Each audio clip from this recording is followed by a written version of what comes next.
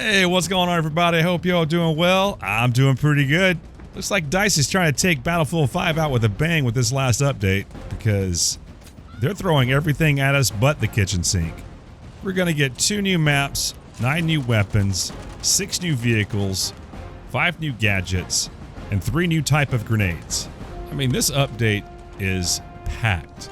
Now, there was supposed to be a promotional trailer for this update, but with everything that's been going on over here in the US, EA and DICE decided not to publish it at this time. To talk about the reasons why they decided to postpone the trailer and go into more detail regarding this, I put a link in the description down below, so if you would like to go check that out for yourself, please do. But as of right now, they are moving forward with the content drop as planned for tomorrow, June 4th.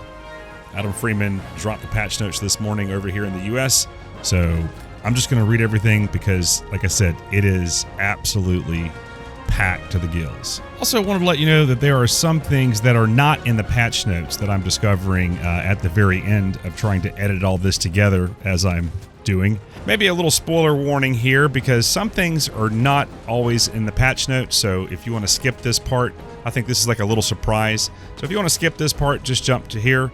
But it has been confirmed by Temporal, I think it was on Twitter from Adam Freeman, that Battlefield 5 will now have weapon charms as a part of the update 7.0. This can include, or does include, Bad Company, Dragon Pendant, Jeweled Egg, La France, Gold Nugget, Home Sweet Home, and more.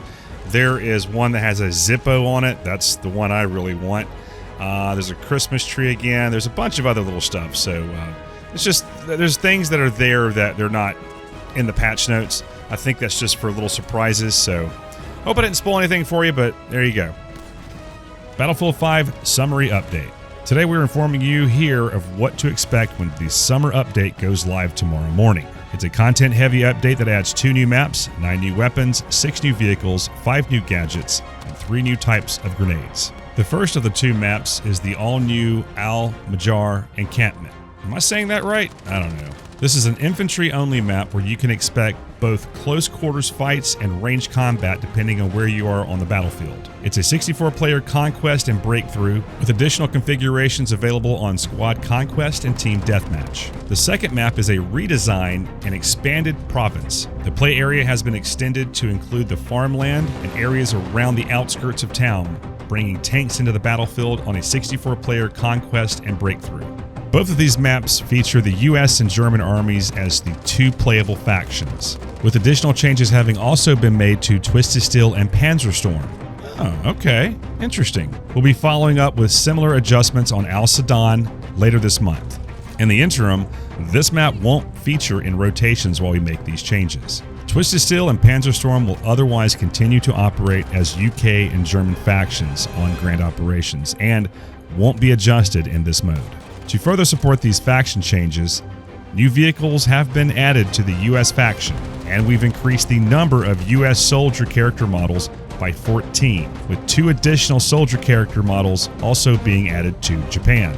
Like I said, this sucker is packed. Now, as of right now, I do not have any information on how large this update is going to be, so I apologize. I did reach out to Adam Freeman. If I don't get any information back, I'll put a comment saying how large the file sizes are going to be. Okay, all right, so here we go. Let's move on. Maps and modes. We got the brand new maps, Al-Majar encampment. I am just butchering this name. And again, that's for Conquest, Breakthrough, Team Deathmatch, and Squad Conquest. Also, the updated map Province, and that will be for Conquest, Breakthrough, Team Deathmatch, and Squad Conquest as well. Additional changes. Aerodrome. Remove the MG turret that was placed below the ground at the edge of the map. Remove the stationary weapon fortification that was placed into the ground near Sector F. Al Sadan. Again, this map has been temporarily removed from rotation whilst we address an issue with incorrect VO following a change to the playable factions on this map. It will return to all rotations pending a hotfix that will be releasing as soon as possible. So no date on that, so Al Sadan is gone. Bye, Al. We're gonna miss you, buddy. Merida. Fixed a hole in the wall by Zervos Farm, which could be exploited. Okay. Panzerstorm. All standard modes now feature US versus German, except Grand Operations. That's cool. The German army is now set as the defending force. Twisted Steel. All standard modes now feature US versus German, except for Grand Operations. Outpost on Twisted Steel. Fix the floating barrels and barbed wire near Radio Tower A. Also, players should no longer be able to get stuck between the barrels and the bird strut near Tower D. Combined arms. Fix the missing tab on the end of the round screen. Firestorm. Players will no longer be able to enter a bleed out state when playing solo mode.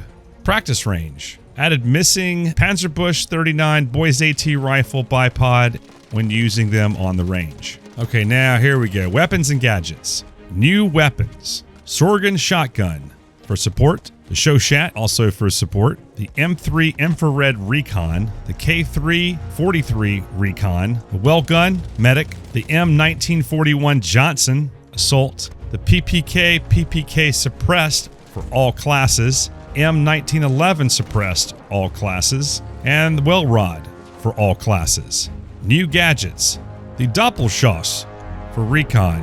Basically, it's a double barrel spotting flare. RMN 50 grenade launcher for the Recon.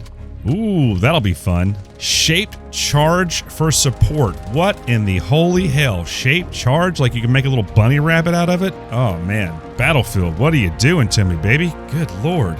And a Kempf pistol for support. I have no clue what that is. New grenades. Firecracker grenade for all classes.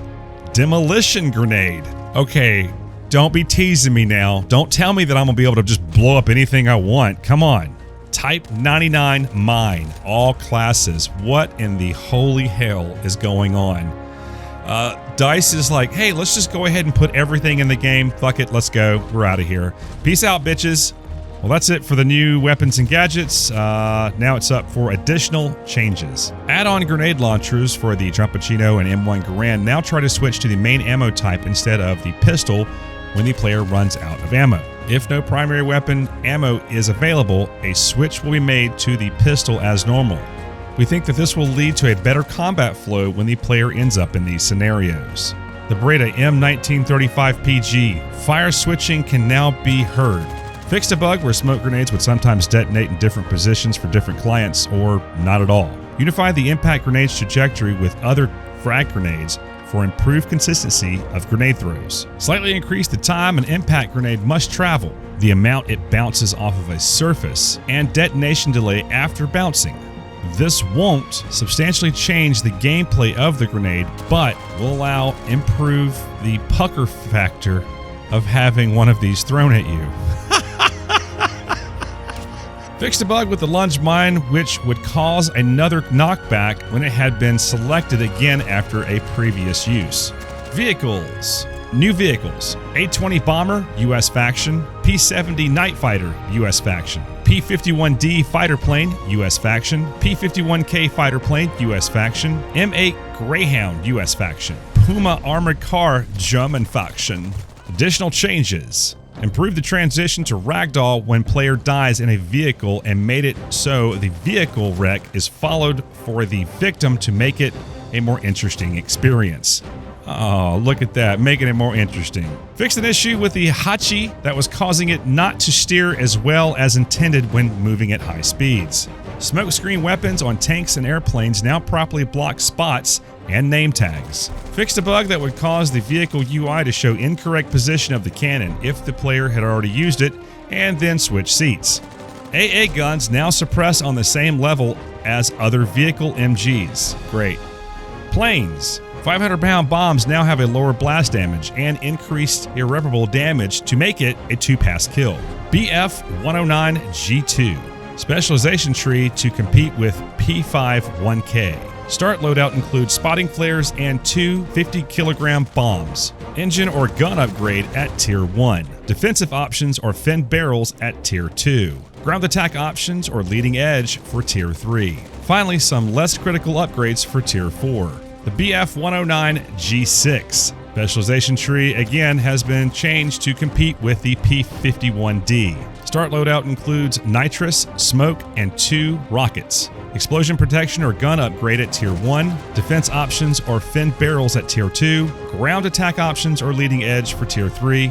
Nitrous now functions in the same way as the supercharge for Pacific Plains. Finally, some less critical upgrades for Tier 4. Soldiers. New soldier character models. There are 14 new US faction soldiers, 2 new Japan faction soldiers. Additional changes. Additional fixes to prevent players from getting stuck in a bleeding out state. If this does not fix the problem, we hope that it will decrease the rarity from uncommon to rare. So there you go. Hopefully that'll be a very, very rare occurrence if it happens again. Fixed a bug that would cause some players with wrong voiceover when a soldier spots a bomber. Okay, I've never noticed that. UI and other. Fixed an issue that would cause spotted enemies to not show on the minimap if the player walked into their own smoke. Added the missing descriptions for the Calliope and the Hachi in the statistics tab. All right, well, there you go. That is the patch notes. That is everything from the patch notes. I just read them while I was recording, so that way, whenever something kind of took me by surprise, yeah, I was just reading it live. So anyway, that's about it for me, guys. Tomorrow, the patch note goes live. As always, thank you so much for watching. I really do appreciate it. And until next time, bye for now.